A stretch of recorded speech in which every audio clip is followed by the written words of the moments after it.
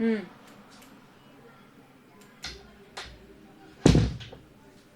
Ma'am cost cost price minus selling price. Cost price minus selling price. Selling price. तो loss क्यों होता है?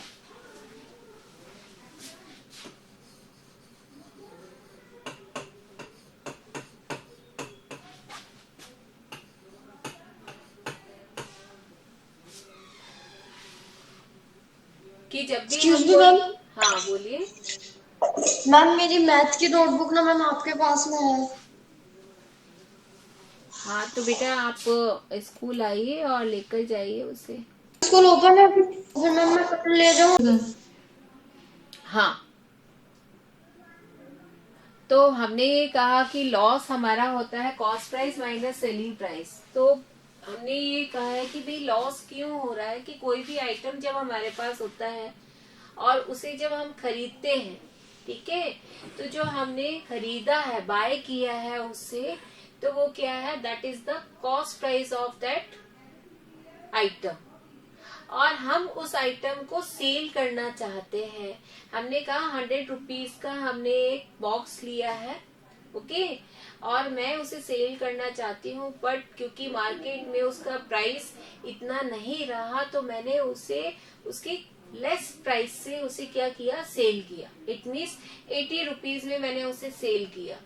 तो यहाँ पर जो हम कह रहे हैं कि जो कॉस्ट प्राइस था वो तो आपका क्या है, 100 रुपीज, और सेलिंग प्राइस हमने कहा इसका क्या आ गया आपके पास, 80 रुपीज। इसका मतलब जितना आपने खर्च किया अमाउंट, जितना आपने दिया है उससे कम आपको मिला है, ओके।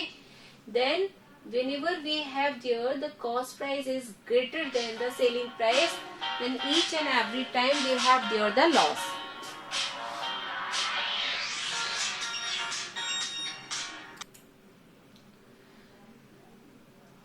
तो यहाँ पर जब भी हमारे पास ये कहा जाता है कि cost price is greater than selling price, then every time we have there the loss, loss. Okay. And whenever the selling price is greater than the cost price, कि जो आइटम हमने जितने में लिया था उससे मैक्सिमम अमाउंट में, उससे मोर अमाउंट में हमने उसे क्या कर दिया, सेल कर दिया, ठीक है। तो यहाँ पर जब भी हमारा सेलिंग प्राइस ग्रेटर होगा किससे, कॉस्ट प्राइस से, then we have there the profit. तो वहां पर हमें क्या होने वाला है, प्रॉफिट। भाई कोई आइटम हमने 100 रुपीज का लिया है, बाय किया है, और हमने उसे 120 रुपीज में सेल कर दिया। तो क्या किया, 100 रुपीज में आपने लिया था, 120 में आपने सेल किया, तो 20 रुपीज आपके पास जो एक्स्ट्रा आए हैं वो क्या है, आपका प्रॉफिट, ओके। तो प्रॉफिट को आप और क्या कह सकते हैं, दैट इज गेन, और वी हैव टू से हियर द गेन, ठीक है। तो सम में यदि आपके पास गेन लिखा हुआ आता है या प्रॉफिट लिखा हुआ आता है, मीन दोनों का सेम ही है, ठीक है। अब नेक्स्ट है इसमें कि आपसे यहाँ पर परसेंटेज भी कैलकुलेट करवाई जाती है कि लॉस परसेंटेज क्या होता है, प्रॉफिट परसेंटेज क्या होता है, then how to calculate that, कि जब भी हम यहाँ पर लॉस परसेंटेज या प्रॉफिट परसेंटेज कैलकुलेट करते हैं तो किसके अकॉर्डिंग करते हैं, हमेशा हम किसके अकॉर्डिंग करेंगे, कॉस्ट प्राइस के अकॉर्डिंग, ठीक है। How to write that formula, किस तरीके से आप लिखेंगे,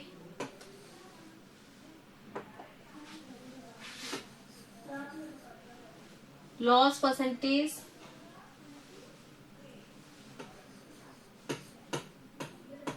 equal to loss divided by cost price multiply with 100, because we want to calculate your the percentage, और परसेंटेज के लिए हम कहाँ से कैलकुलेट करते हैं, from the 100। Same thing with the profit also, profit और gain percentage both are same, profit divided by cost price multiply with 100। तो ये कुछ ऐसे फॉर्मूलाज हैं जो कि आपको अपने माइंड में रखना है कि भाई हाँ, इस तरीके से हम कैलकुलेशन करेंगे प्रॉफिट के लिए। जब हम फॉर्मूला देंगे यहाँ पर प्रॉफिट जब हम लिखेंगे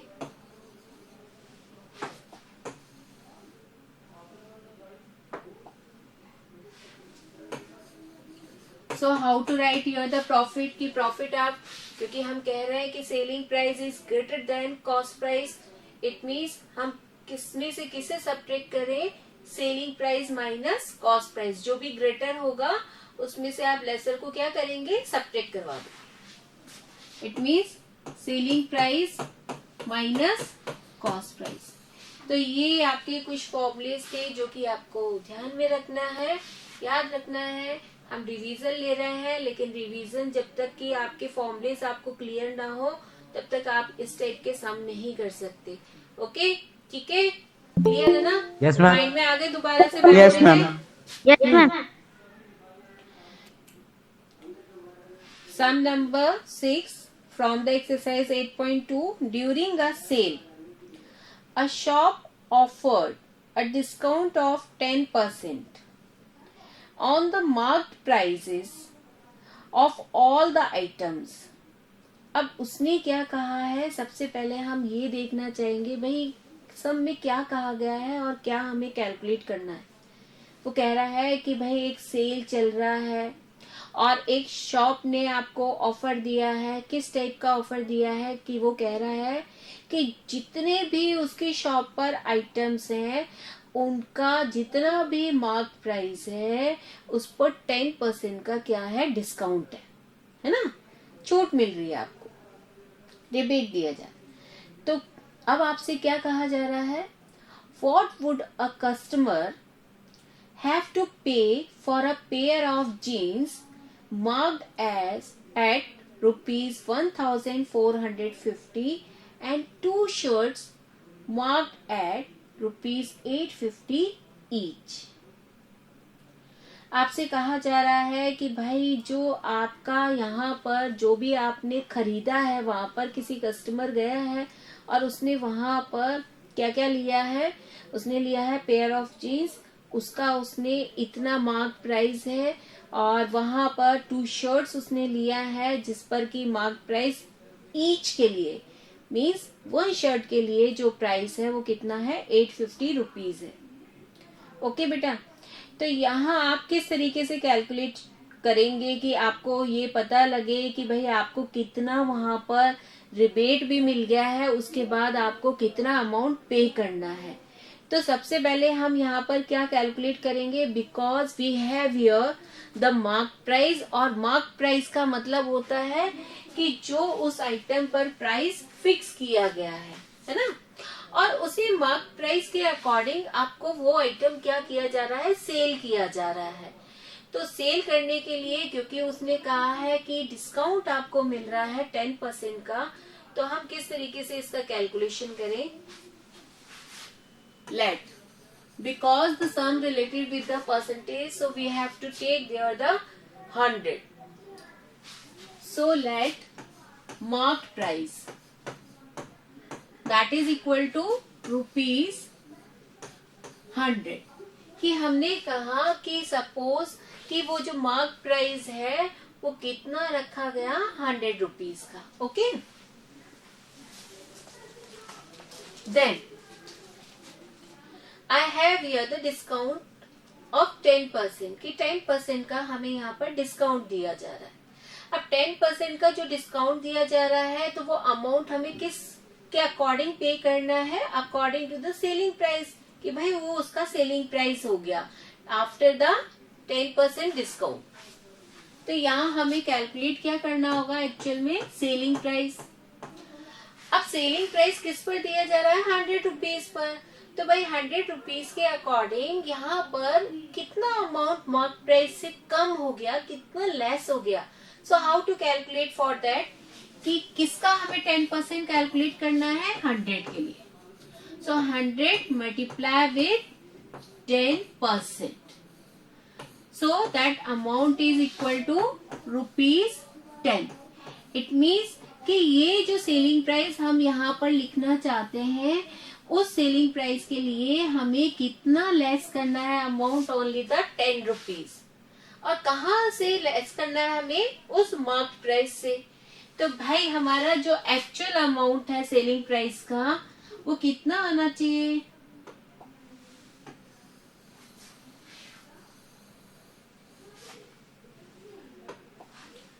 100 मार्क प्राइस माइनस कितना कम करते हैं हम, 10 rupees. How to get your the 10 rupees, clear है ये किस तरीके से आपको वो 10 रुपीज मिला है।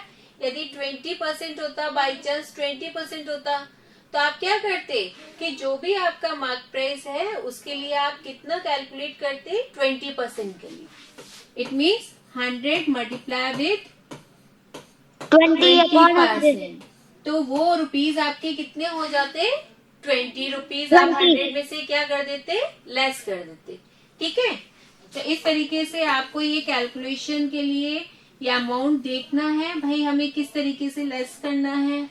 ओके, तो यहाँ पर हमारे पास क्या है, that is the 90 rupees for the selling price. ठीक है, ये हमने क्या किया था, सपोज किया था अकॉर्डिंग टू द परसेंटेज। अब हम यहाँ पर वर्क करेंगे कि भाई हमें जीन्स के लिए कितना कम अमाउंट, वहां पर कितने का डिस्काउंट हमें वहां पर मिल रहा है, हम उसके लिए कैलकुलेशन करना चाहेंगे।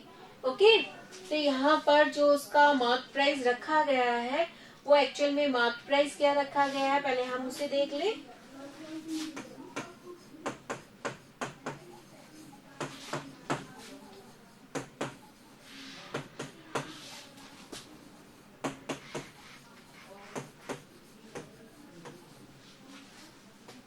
ओके, तो अब हमें इसका क्या करना है, सेलिंग प्राइस कैलकुलेट करके बताना है। तो सबसे पहले हम वो अमाउंट कैलकुलेट करेंगे जितना कि हमें क्या दिया जा रहा है, डिस्काउंट दिया जा रहा है। ओके, तो हाउ टू कैलकुलेट दैट, किस तरीके से आप उसे कैलकुलेट करें, तो इसके लिए मैंने आपको एक यूनिटरी मेथड क्लियर किया था कि आप 1 से कैलकुलेट करके फिर मैक्सिमम से कैलकुलेट करके बताएं किस तरीके से लैंग्वेज हम लिखते हैं, दोबारा से सीख लेते हैं उससे। ठीक है, because I want to calculate your the selling price, भाई मुझे तो सेलिंग प्राइस कैलकुलेट करना है ना। तो जो कैलकुलेट करना होता है, which side we want to write that, on the right hand side. जो गिवन होता है, जो गिवन होता है उसे हम कहाँ लिखते हैं, from the left hand side. तो गिवन क्या है हमारे पास, मार्क प्राइस तो गिवन है ना। तो कहाँ से स्टार्ट करेंगे, जहां से हमने सपोज किया है। Mark price is ₹100, then selling price, बोलते हो ना आप कि मार्क प्राइस इतना है तो सेलिंग प्राइस इतना होना चाहिए, तो सेम वही हमने लैंग्वेज यहाँ दिया है। देन सेलिंग प्राइस क्या हो गया, according to 100, 90। Mark price is ₹1, okay. Then selling price, तो भाई 1 रुपी के अकॉर्डिंग जो आपका मार्क प्राइस यदि 1 रुपी है, पहले 100 था, फिर 1 रुपी हो गया, तो क्या हो गया, मिनिमम बहुत लेस हो गया। और जहां लेस होता है तो उसके लिए हम क्या करते हैं, डिवाइड करें या मल्टीप्लाई करें। We have to do here the division और मल्टीप्लीकेशन। बोलो बेटा, क्या करना चाहिए हमें, मल्टीप्लिकेशन। लेस के लिए हमेशा क्या करते हैं हम, डिवाइड। लेस के लिए हम क्या करेंगे, हमेशा डिवाइड। और मैक्सिमम के लिए हम क्या करेंगे, मल्टीप्लाई। ठीक है, मार्क प्राइस, अब क्या है हमारे पास, मार्क प्राइस कितना है उस पेयर ऑफ जीन्स के लिए, 1450। देन सेलिंग प्राइस, तो भाई 1 से तो ये बहुत ज्यादा अमाउंट है, तो जब ज्यादा है तो क्या करना चाहिए, मल्टीप्लाई और डिवाइड, मल्टीप्लाई। ठीक है, सो 90/100 मल्टीप्लाई विद 1450। 50। इसे कैलकुलेट कर लीजिए।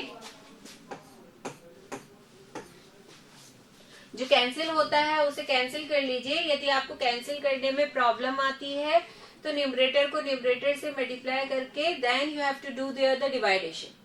ओके, फिर 100 से उसे डिवाइड कर दीजिए। अदरवाइज कैंसिलेशन आपको आना चाहिए। 0 से 0 कैंसिल किया हमने and this one also cancel out here. So 145 multiply with 9.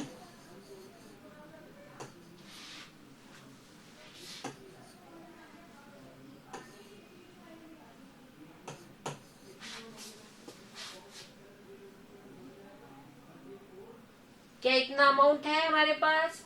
यही है ना? क्या आ रहा है इसका आंसर कि ₹1305 उस पेयर ऑफ जीन्स का क्या होना चाहिए? सेलिंग प्राइस होना चाहिए। ठीक है, this is clear for you. Then how to calculate your the selling price for the pair of jeans? Clear है बेटा? कैसे कैलकुलेट किया हमने?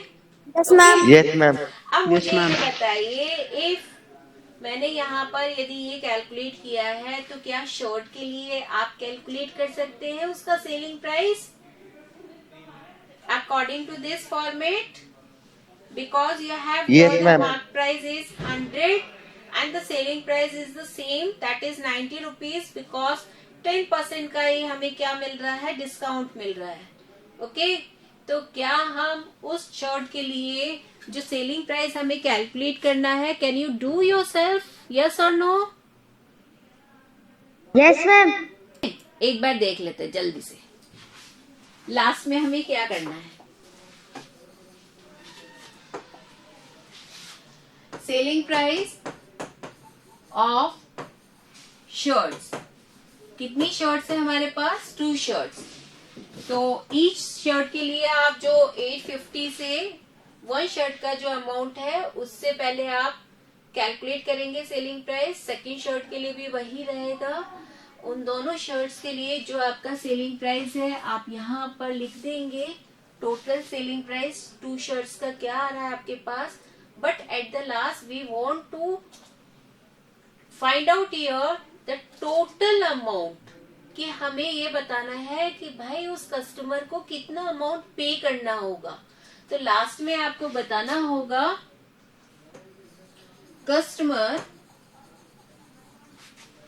हैव टू पे